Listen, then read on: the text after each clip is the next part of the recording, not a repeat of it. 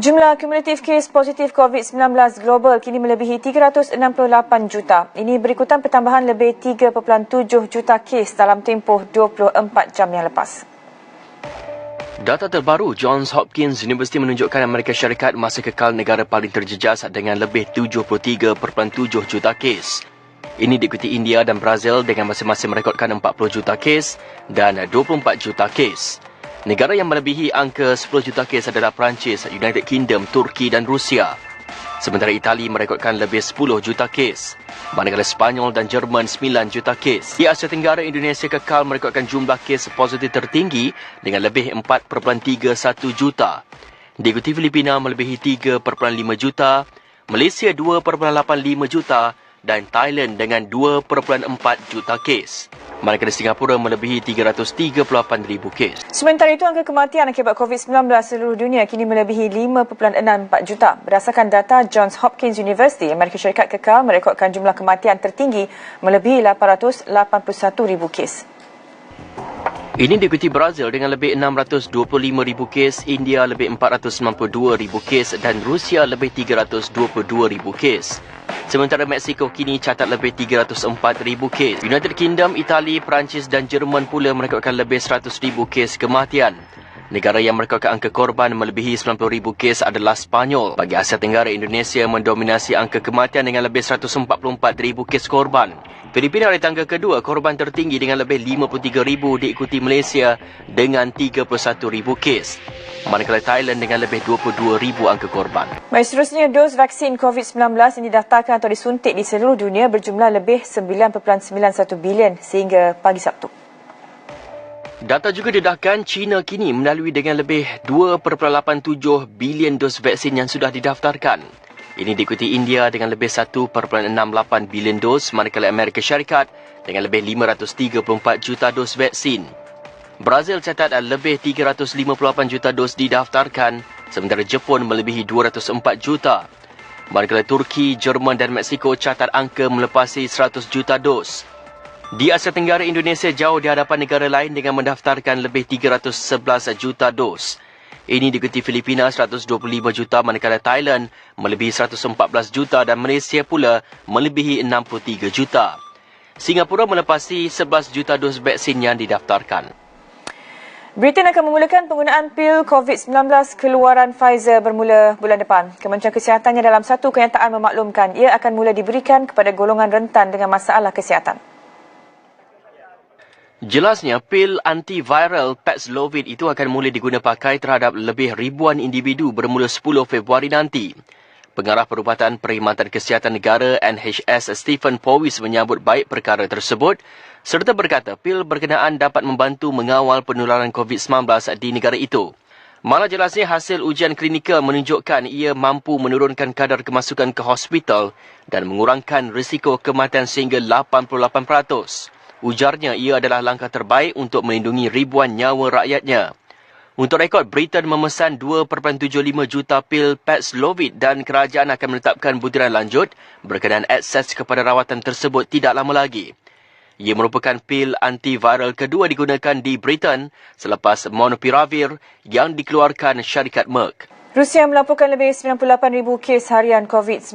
Kebanyakannya berpunca daripada varian Omicron yang meluar pantas di negara itu. Dan ini merupakan rekod tertinggi yang pernah dicatatkan dalam kes harian di negara itu. Jangkitan COVID-19 di Rusia melonjak sejak 3 minggu lalu dengan sekitar 15,000 kes pada 10 Januari dan kini menghampiri 100,000. Pihak berkuasa Rusia bagaimanapun mengelak untuk mengenakan sebarang sekatan bagi membendung wabak itu. Awal minggu ini, pihak berkuasa turut memendekkan tempoh pengasingan yang diperlukan bagi kontak rapat pesakit COVID-19 daripada 14 ke 7 hari. Berkuat kuasa hari ini, vaksinasi dos penggalak secara jumpa terus atau walk-in dibenarkan bagi individu berusia 18 tahun di semua pusat pemberian vaksin PPV on-site dan off-site di bawah Protect Health. Menurut Ketua Pegawai Eksekutif Protect Health, Datuk Dr. Anas Alam Faizli, inisiatif itu bagi mempercepat dan memperluaskan liputan dos penggalak. Menurut Dr. Anas, bagi memudahkan proses vaksinasi, individu yang ingin hadir secara walk-in perlu memastikan sijil vaksinasi digital mereka di aplikasi MySejahtera berstatus lengkap. Keutamaan diberi kepada penerima vaksin dengan janji temu MySejahtera dan vaksinasi secara walk-in akan diberikan berdasarkan siapa cepat dia dapat. Sekiranya PPV telah mencapai had kapasiti harian pemberian dos penggalak, sesetengah individu akan diminta datang pada hari berikutnya.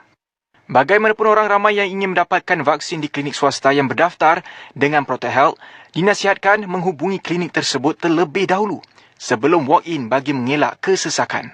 Setakat 27 Januari, 11.5 juta dos penggalak telah diberikan dan 75.7% atau 8.7 juta dos disumbangkan oleh pengamal perubatan swasta dan NGO kesihatan di bawah ProteHealth.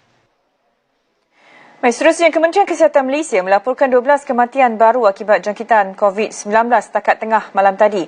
Ini menjadikan jumlah keseluruhan kematian disebabkan pandemik itu kini sebanyak 31,952 orang daripada lebih 2.84 juta kes positif yang dikesan. Menurut data KKM di portal COVID Now, satu kes kematian yang dilaporkan berlaku di luar hospital atau brought in death. Untuk rekod kes kematian dilaporkan itu turut melibatkan sejumlah kes tertunggak dengan ada antara kes meninggal dunia beberapa minggu lalu. Ini berikutan proses pengesahan sama ada pesakit COVID-19 meninggal dunia akibat pandemik tersebut mengambil masa. Sementara itu, terdapat 50,030 kes aktif COVID-19 di seluruh negara. Daripada jumlah itu, 43,145 individu atau 86.2% daripadanya sedang menjalani kuarantin di rumah. Seramai 4,064 orang pula ditempatkan di pusat kuarantin dan rawatan COVID-19. Sebanyak 2,694 kes dirawat di hospital dan 127 pesakit ditempatkan di unit rawatan rapi ICU. Kes ICU membabitkan 57 pesakit memerlukan bantuan pernafasan dan 70 lagi memerlukan mesin ventilator. Dalam pada itu, jumlah kes baru COVID-19 meningkat ke 5,522 kes pada Jumaat. Ketua Pengarah Kesihatan Tan Sri Dr. Nur Hisham Abdullah memberitahu ini menjadikan jumlah kumulatif sebanyak 2,855,930 kes. Daripada jumlah itu, kes baru sebanyak 5,483 atau 99.3% adalah terdiri daripada kategori 1 dan 2. Manakala 39 kes atau 0.7% adalah kategori 3, 4 dan 5. Kes yang memerlukan rawatan di unit rawatan rapi atau ICU sebanyak 127 dan kes memerlukan bantuan pernafasan adalah sebanyak 70 kes. Sementara itu, Sabah mengarahkan penutupan sekolah yang diisytihar sebagai kluster COVID-19 berkuat kuasa serta-merta.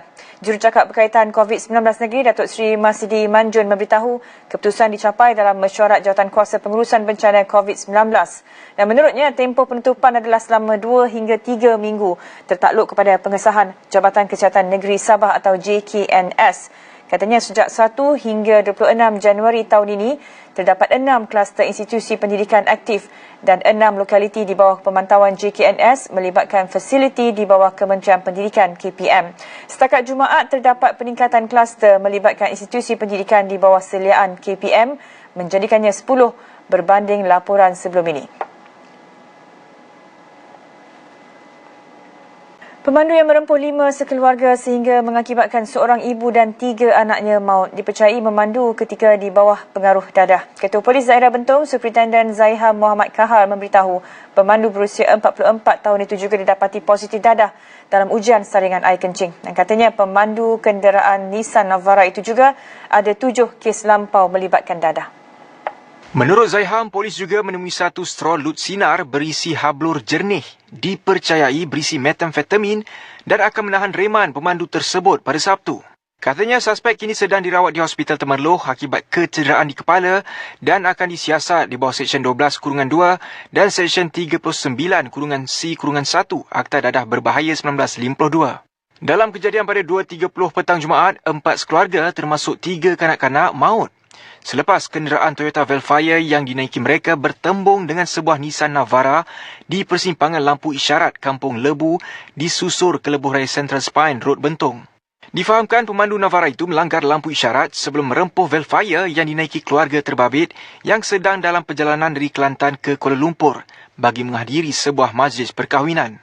5 sekeluarga di dalam kenderaan Velfire itu ialah Muhammad Nazri Hamid, seorang guru berusia 44 tahun yang cedera di tangan kirinya. Manakala yang maut ialah isterinya, Raihan Muhammad 43 tahun, anak perempuan mereka Ahda Dalili Muhammad Nazri 14 tahun, anak lelaki Ahmad Muaz Muhammad Nazri 7 tahun serta anak perempuan bongsu Ahda Imtinan Muhammad Nazri berusia 4 tahun. Kesemua mereka meninggal dunia di tempat kejadian. Kemalangan disiasat di bawah Seksyen 44-1 Akta Pengangkutan Jalan dan semua mangsa yang maut dibawa ke Hospital Raub untuk dibedah siasat. Lembaga Lebuh Raya Malaysia LM menjangkakan jumlah aliran trafik yang menggunakan lebuh raya meningkat sehingga 4.6 juta kenderaan sehari sempena cuti hari Minggu dan Tahun Baru Cina. Pertambahan jumlah kenderaan itu dijangka berlaku bermula 28 Januari sehingga 7 Februari. Dalam satu kenyataan, LLM menasihatkan pengguna lebuh raya agar merancang perjalanan dengan mengikut jadual cadangan waktu perjalanan atau TTA yang dikeluarkan pihak pengendali lebuh raya. Pengguna juga diminta memastikan baki kad Touch and Go dan e-wallet adalah mencukupi serta menggunakan lorong yang betul untuk masuk dan keluar di Plaza Tol. Selain itu, pengguna lebuh raya juga perlu patuh SOP ketika berada di kawasan rehat dan rawat atau hentian sebelah bagi mencegah jangkitan COVID-19.